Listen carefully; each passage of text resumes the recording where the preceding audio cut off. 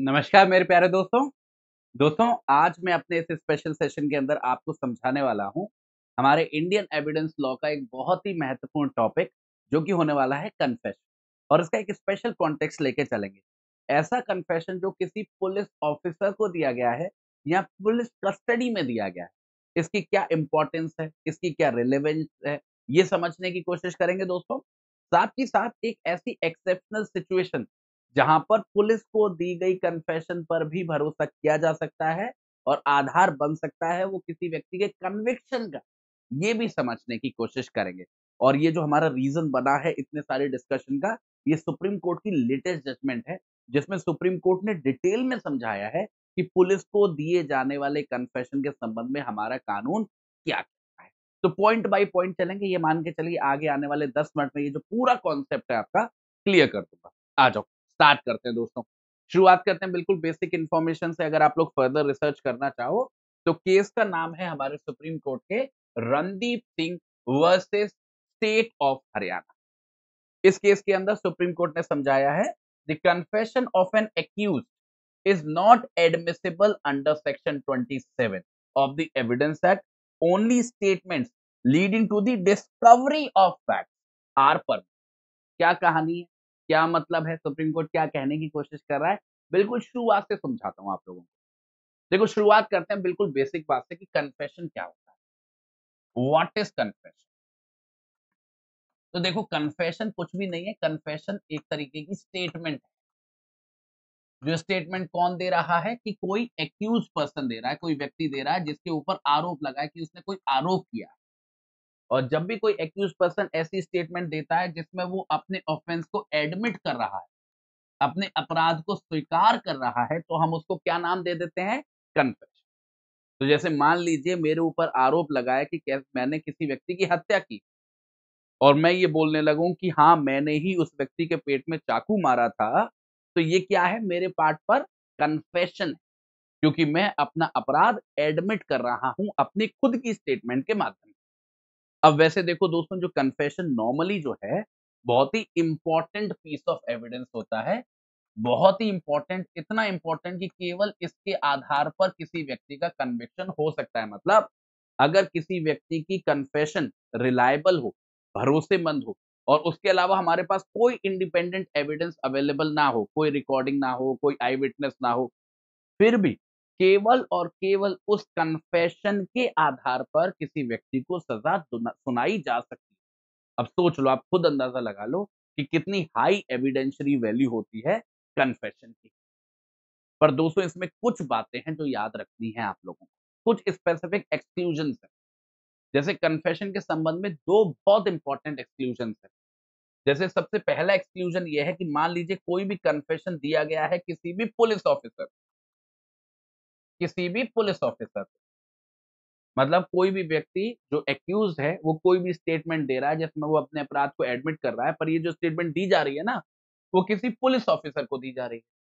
या फिर कोई भी कन्फेशन दिया जाता है किसी भी व्यक्ति को पुलिस कस्टडी के अंदर, मतलब कोई व्यक्ति को अरेस्ट करके रखा हुआ है, वो पुलिस कस्टडी में, और वो कन्फेशन दे रहा है। और ये जो पुलिस कस्टडी में कन्फेशन दिया जा रहा है, ये जरूरी नहीं है कि पुलिस ऑफिसर को ही दिया जा रहा हो, किसी को भी दिया जा रहा हो। मानो मेरे साथ ही कोई अ, बैठा हुआ है बंदा जेल के अंदर, उसी को अगर मैंने कन्फेशन दे दिया, तो उसको भी ऐसा कन्फेशन माना जाएगा जो पुलिस कस्टडी में है।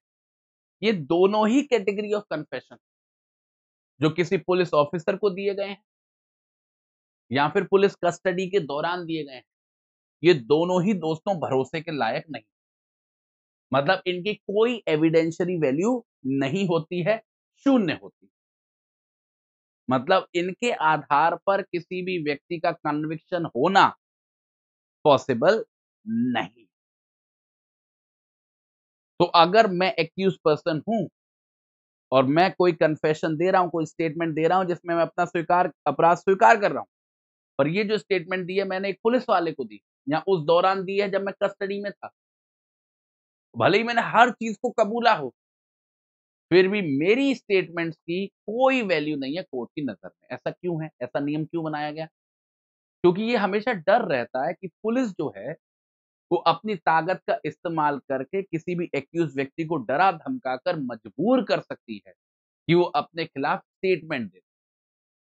दैट इज द रीजन कि कोई भी कन्फेशन जो किसी पुलिस वाले को दी गई है या पुलिस कस्टडी में दी गई है, हम उस पर भरोसा करते ही नहीं।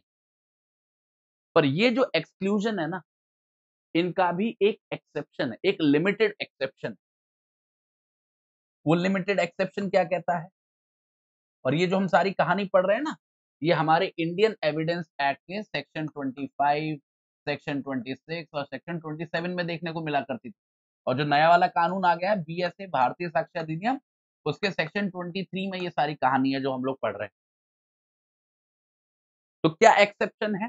एक्सेप्शन ये है कि मान लीजिए कोई भी स्टेटमेंट जो हम कन्फेशन कह रहे हैं जिसको, वो किसी पुलिस ऑफिसर को दी गई या फिर पुलिस कस्टडी में दी गई फॉर एग्जाम्पल, पर उस कन्फेशन के रेस्पॉन्स में कोई डिस्कवरी हो गई, कोई फैक्ट डिस्कवर हो गया,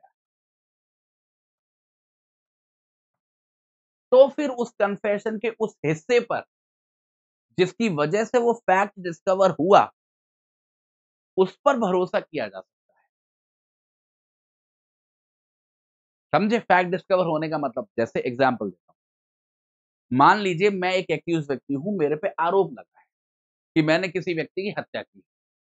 अब मैंने क्या किया कि मैंने पुलिस वाले को ये कन्फेशन दी कि साहब, इंस्पेक्टर साहब, मैंने ही हत्या की, मैंने ही उस व्यक्ति के पेट में चाकू मारा जिसकी वजह से उसका खून बह गया और उसकी मौत हो गई, मैंने ही मारा। और जैसा मैंने आपको बताया, कानून क्या कहता है कि ये जो मैंने स्टेटमेंट दी है, भले इसमें मैं अपना अपराध स्वीकार कर रहा हूं, इसकी कोई वैल्यू नहीं। कोर्ट इस स्टेटमेंट के आधार पर मुझे सजा नहीं दे सकता। और मान लीजिए मैं ये जो स्टेटमेंट दे रहा था पुलिस वाले को, इसमें एक लाइन और जोड़ देता हूं। मैं ये तो बोलता ही हूं कि मैंने मारा है उसको, मैंने ही पेट में चाकू मारा है उसके, जिसकी वजह से उसका खून बह के मौत हो गई। और अगर आपको मेरे पे भरोसा नहीं है तो मेरे साथ चलो, मैं आपको दिखाता हूँ कि वो जो चाकू है जिससे मैंने उसे मारा है, वो मैंने कहाँ पे छुपा के रखा हुआ है। तो पुलिस चलती है मेरे साथ कि चलो कहाँ दिखाओ, कहाँ पे चाकू छुपा हुआ है। तो मैं उसको लेके जाता हूँ एक जगह पर जहाँ पे वो चाकू पड़ा हुआ है और उसपे खून लगा हुआ है, उसी व्यक्ति का, विक्टिम का, जिसकी मौत हुई है। तो ये वाली जो बात हुई कि मैंने बोला कि चलो मैं आपको दिखाता हूँ चाकू, और चाकू मिल गया असल में उसी जगह पर, इसको बोलते हैं फैक्ट का डिस्कवर होना। और ये जो बात है, ये भले ही पुलिस वाले से की गई है, पर इस बात पे भरोसा किया जा सकता है। तो कहने का मतलब क्या है कि वैसे तो जो कन्फेशन पुलिस वाले को दी जा रही है, पुलिस कस्टडी में दी जा रही है, उसकी कोई वैल्यू नहीं है। पर अगर उस कन्फेशन की वजह से कोई डिस्कवरी हो जाती है, कोई तथ्य मिल जाता है, कोई ऐसा अपराध करने वाला हथियार मिल जाता है, तो फिर हम उस कन्फेशन के उस हिस्से पे भरोसा कर सकते हैं। मेरी बात पे ध्यान देना। मैं ये नहीं कह रहा कि पूरी की पूरी कन्फेशन पे भरोसा हो जाएगा। केवल उस हिस्से पर जिसकी वजह से डिस्कवरी हुई है। तो मतलब जो मैंने पुलिस वाले को बोला कि हाँ, मैंने ही उसके पेट में चाकू मारा है जिसकी वजह से उसकी मौत हो गई, चलो मैं चल दिखाता हूँ आपको वो चाकू कहाँ पे है।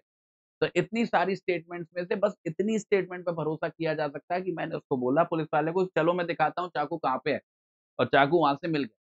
उसके पहले जो भी मैंने बोला है कि मैंने ही उसके पेट में चाकू मारा था जिसकी वजह से उसका खून बह गया और उसकी मौत हो गई, ये स्टेटमेंट अभी भी एडमिसिबल नहीं, क्योंकि इनका चाकू के मिलने से कोई लेना-देना नहीं। चाकू के मिलने से केवल उतनी सी बात का लेना-देना है जहाँ पे मैंने बोला कि चलो मैं आपको दिखाता हूँ कि वो कहाँ पे है, जिस चाकू से मैंने मारा, फॉर एग्ज़ाम्पल, ठीक है? तो उस पर्टिकुलर स्टेटमेंट को, उस हिस्से को हम लोग यूटिलाइज़ कर सकते हैं। और एक और बात बता दूँ दोस्तों, केवल उस स्टेटमेंट को यूज़ नहीं कर सकते। अगर वो स्टेटमेंट ऐसी है जो क्लियर कट कनेक्शन दिखा रही है कि इसी व्यक्ति ने मारा है उस विक्टिम को, तो वो इकलौता आधार भी बन सकती है किसी भी व्यक्ति के कन्विक्शन। तो कहने का मतलब है एक ऐसी स्टेटमेंट जो भले ही पुलिस वाले को दी गई, पर अगर उस स्टेटमेंट की वजह से कोई फैक्ट डिस्कवर हुआ, और जो फैक्ट डिस्कवर हुआ है वो क्लियरली ये साबित कर रहा है, ये दिखा रहा है कि मैं ही अपराधी हूँ, मैंने ही हत्या की है, तो वो होल एंड सोल बेसिस बन सकती है किसी भी व्यक्ति के कन्विक्शन। तो आम तौर पर कन्फेशन बहुत इंपॉर्टेंट पीस ऑफ एविडेंस हो सकता है। इसके आधार पर किसी व्यक्ति को सज़ा मिल सकती है। पर यही कन्फेशन अगर पुलिस ऑफिसर को दिया जाता है या पुलिस कस्टडी में दिया जाता है तो इसकी कोई इंपॉर्टेंस नहीं होती। पर अगर कोई कन्फेशन पुलिस ऑफिसर को दिया गया या पुलिस कस्टडी में दिया गया है, पर उसकी वजह से कोई फैक्ट डिस्कवर हुआ है, तो उस कन्फेशन का वो हिस्सा जिसकी वजह से वो फैक्ट डिस्कवर हुआ है दोस्तों, उस पे भरोसा कर सकते हैं और यहां तक कर सकते हैं कि वो होल एंड सोल बेसिस बन सकता है उस एक्यूज पर्सन के कन्फेशन। ये दोस्तों हमारे सुप्रीम कोर्ट ने कहानी को समझाने की कोशिश की है। तो यहाँ पर सेशन की समाप्ति होती है। अगर आपको सेशन पसंद आया तो सेशन को फटाफट से लाइक कर दो और जाने से पहले एक छोटा-सा अनाउंसमेंट है दोस्तों आप सभी लोगों के लिए। अगर आप जुडिशरी की तैयारी कर रहे हो तो आप स्टडी आईक्यू जुडिशरी का ये फाउंडेशन बैच, विजय पथ बैच ज़रूर कंसीडर करो। इस बैच का प्राइस है दोस्तों 29,999 रुपीज़ जो आपको इस कूपन कोड को इस्तेमाल करने पे मिल जाएगा। ये बैच शुरू हो रहा है दोस्तों 30th नवंबर को, तो ज़्यादा दूर नहीं है और बाकी इस बैच के अंदर सारे आपको एसेंशियल फीचर्स मिल जाते हैं। जैसे कि लाइव क्लासेस है, रिकॉर्डेड लेक्चर्स हैं, डेली एमसीक्यू प्रैक्टिस है, वीकली आंसर राइटिंग प्रैक्टिस है, इंग्लिश नोट्स हैं, हिंदी नोट्स हैं, क्रक्स नोट्स हैं। उसके अलावा आपको इंटरव्यू गाइडेंस मिलेगी जजेस के द्वारा। उसके अलावा आपको स्पेशल किट मिलेगी जिसके अंदर आपको मैप्स एंड चार्ट्स मिलेंगे सारे इंपॉर्टेंट सब्जेक्ट के। उसके अलावा मंथली बेसिस पे आपके मॉक टेस्ट कंडक्ट करवाए जाएंगे जिससे पता चलेगा कि आपकी तैयारी कैसे चल रही है। 100% सक्सेस एश्योरेंस है, मतलब अगर आप मेहनत करोगे और पूरी क्लासेस वगैरह को कंडक्ट करोगे तो बहुत अच्छे चांसेस हैं कि आपका सिलेक्शन हो जाएगा। ठीक है दोस्तों? चलिए, फिर इस सेशन को यहीं पे कंक्लूड करते हैं। आप लोगों से मिलता हूँ किसी नए सेशन के अंदर, तब तक आज्ञा दीजिए दोस्तों। नमस्कार।